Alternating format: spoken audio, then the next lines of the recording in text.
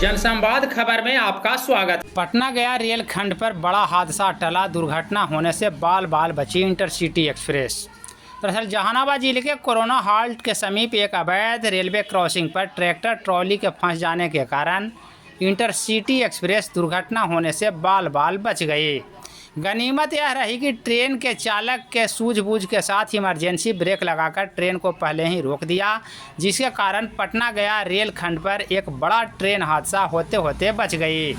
बाद में मामले की सूचना पाकर रेल थाना की पुलिस घटनास्थल पर पहुंचकर उक्त रेलवे ट्रॉली को जेसीबी के माध्यम से ट्रैक से हटाया, तब जाकर रेलवे ट्रैक पर ट्रेनों का परिचालन शुरू हुआ। बता दें कि पटना गया रेलखंड पर कई अवैध रेलवे क्रॉसिंग बना है, जिसके माध्यम से वाहनों का आवागमन जारी रहता है। हालांकि रेल प्रशासन के द्वारा इन अवैध फाटकों को बंद किया गया था, फिर भी स्थानीय ग्रामीणों के द्वारा उसे हटाकर परिचालन को जारी रखते हैं, जिसके कारण इन क्षेत्रों में हमेशा रेल हादसे की आशंका बनी रहती है।